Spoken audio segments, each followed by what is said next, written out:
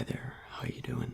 My name is Dr. Dennis, if you don't remember me from our last checkup, and I just want to say you look like you're in great health. How are you doing? Okay, that's good. Well, I'm glad to hear it. So if I'm not mistaken, you're back for your yearly checkup, or your annual checkup as we say. Okay, yeah. So from the last checkup that we did, which was a year ago, I remember everything was fine and you didn't seem to have any problems, which I can see has carried over to now because you seem to be in good health and you look healthy, which is always a good sign. So that's good, especially with the season that we're in. There's a lot of stuff going on. It's pretty wild. So that's why it's always, a good idea to just head on over to the doctor just to make sure that everything is looking good, and that's what I'm here for. So yeah, I remember last time we did the information, we plugged that into the computer. You've probably done it so many times over your lifetime. I know it gets a little repetitive doing the whole scheme where we type in all your information, but the reason we do this is just to make sure that all of our information is the same, or if there's any new information that we might have missed last time. That way, if we just plug that in there, we can, have all of our information in the computer, so we know, a little bit about the situation. So, if you could tell me your name again.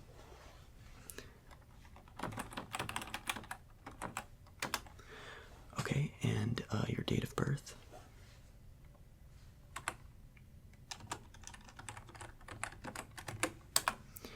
Okay, and if you could go ahead and tell me your height, if you remember it.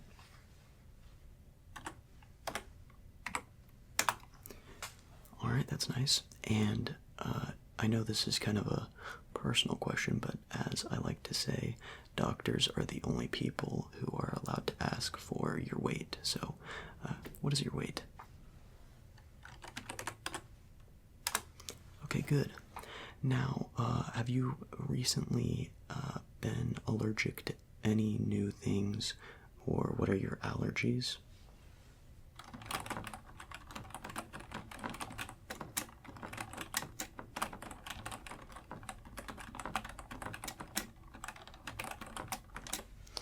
Okay, and are you currently on any prescribed medication?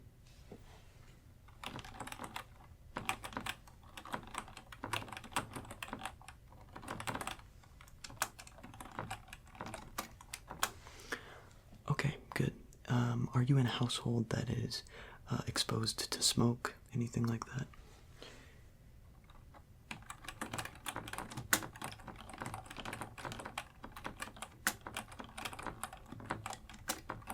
Okay, good.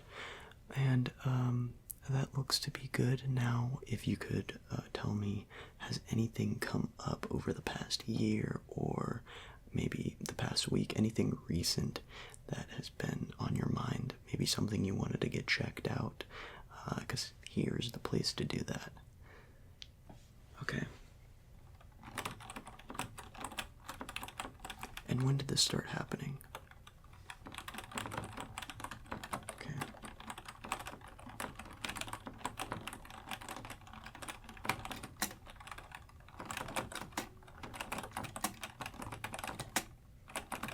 And have you seen anybody for this issue? Okay.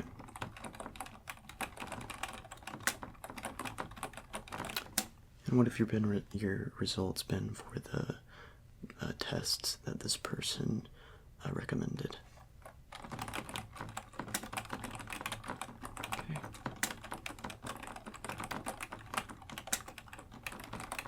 Cool. And you're still meeting with Dr. Broderick, right? Okay. You're not sure? Alright. I'll just put that in there.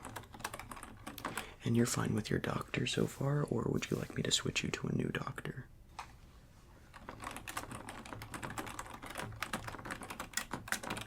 Okay. That's good to know. Okay, so it seems like you're struggling with insomnia, which luckily is a pretty normal phenomenon. And basically, there's not really anything we can do about it, but what we can do is we can offer, our advice on what you should do, and also we can kind of get to the problem of why you are experiencing this insomnia.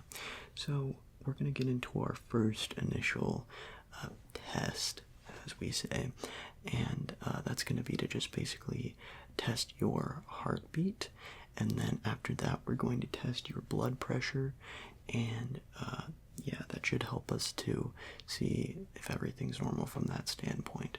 So if you could just sit down and get yourself comfortable, I'm going to come over there and we're going to see how your heart looks. I know this looks familiar to you, so we're going to go ahead and just check out your pulse really quickly to see if everything's good. So let me go ahead and put this on.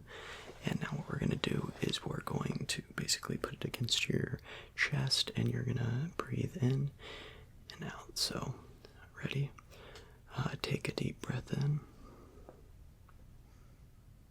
and out. Okay, in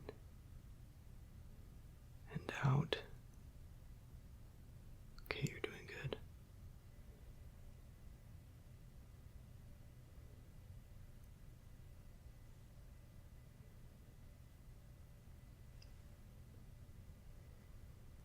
All right.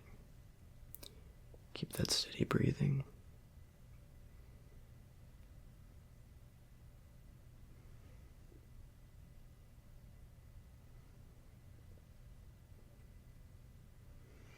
Okay, now I'm going to reach around and do it on your back as well, so continue to the same breathing that you were doing.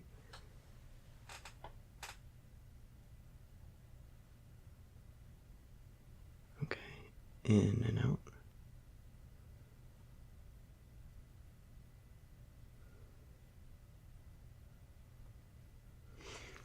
Okay, good.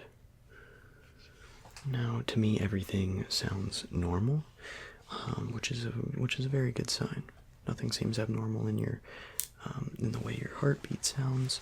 So now what we're gonna do is we're gonna test your blood pressure and see if everything looks good there. So, all right. So if you could stick out your arm, I'm just gonna put this around it. Okay. Let me know if that's too tight. That looks good to me. Okay. And now what I'm gonna do is I'm just basically going to push air into this, and it'll tighten against your arm, and we'll be able to see what your blood pressure is.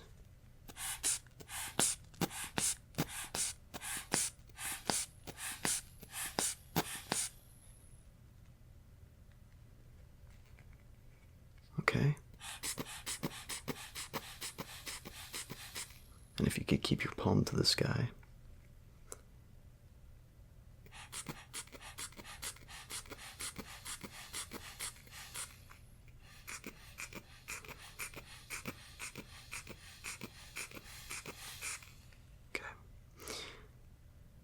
Alright, it looks to be normal to me. Just hold it there for a second so we can get the right reading here. Okay.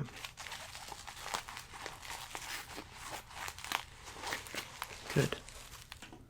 So everything looked good there. Now we're just going to test your reflexes with this little gadget right here. Basically what you're going to do is just keep your legs as straight as possible. Kind of relax your body.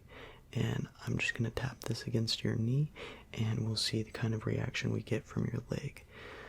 Okay. Okay, boom. Alright. We're going to do the other leg really quick. Boom.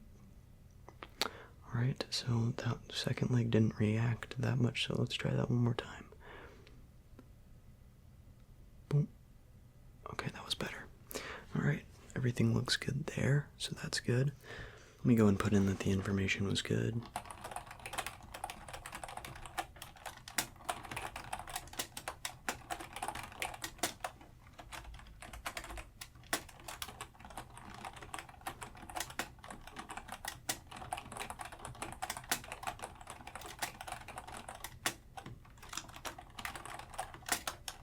Okay, so everything looks good. All the tests we did look fine. The one thing that now I can do is kind of give you reasons why this might be happening. Sometimes people experience insomnia because they are up on their phone or any sort of light source before they go to sleep, and this can trick the brain into thinking it's time to stay up. The lights from your phone or your laptop, if you stay on them too late, can hinder your ability to fall asleep. So if you are looking at screens and stuff like that, it can be difficult to fall asleep because your mind is awake.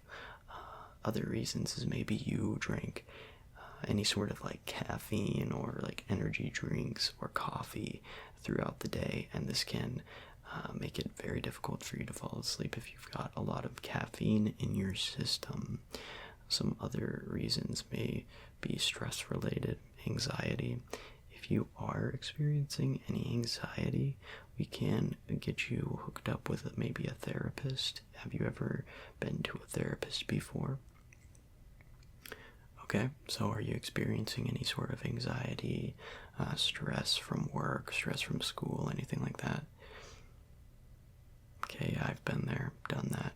Medical school takes a lot out of you, so I can understand. But yeah, it's always a good bet to either get assistance from a therapist or to talk to a family member about your anxiety and stuff like that. Other reasons for you maybe not being able to sleep is maybe because of a thought on your mind or things like that. Maybe you hurt yourself and the pain is keeping you awake, and in that case we could get you hooked up with some painkillers or get you some physical therapy. But as far as remedies for your insomnia, I would say sometimes before you go to bed, it's usually a good idea to drink a decaf tea or like a warm milk, something like that, to kind of help soothe your mind and stuff. Another thing is to put away the electronics before you go to bed, and also another thing that can help is always picking up a good book and reading it. I have a couple books I could recommend on my own that have helped me fall asleep. They're usually gotta be pretty boring books. I've got the psychology of the in-depth study of how ants build their little what are those called, mounds, and that took me right to sleep, I'll tell you. But if you just want an interesting read, then I'd just go to the bookstore and see if anything interests you. And usually if you spend a lot of time reading a good book, it can help you get a little bit sleepy. Now, what's some more things? I'd say, usually taking a shower before bed kind of warms your body and makes you feel comfort, and so that can help solicit a sleepy, relaxed feeling, which can help you fall asleep. Another thing, a couple more, is if you want to fall asleep, you can always slow your breathing before you go to bed, and just try and keep a nice slow breathing like we did with the stethoscope here, and that should help you to fall asleep. Now, you can always try and count sheep in your head, but sometimes that can distract, so I don't know, I wouldn't say that's a very good method, but you can always try it. So basically the main things are just putting away the electronics and trying to slow your breathing, maybe even try yawning a bit. If you fake your yawns, sometimes that can trick your brain into thinking that you need to sleep, because when you yawn it sends out the melatonin that you need to get some sleep. I wouldn't recommend sleep drugs, but if you are finding it very, very difficult and you've tried everything and you still can't get sleep, I would consult your doctor, which would be me or anybody else, and we can get you hooked up with maybe some sleeping assistance, as we like to call it, like some melatonin infused prescriptions. As far as that, I'd say that's about it. Everything looked good on the tests, which is always good, and yeah, so I hope to see you back next next time we can work through that. If you want to look into maybe a therapist, you can always just go up to the front desk and you can talk to them about it, and they'll get you situated. I look forward to seeing you next year or whenever you come in for any problems, that sort of thing. And yeah, I'll see you next time.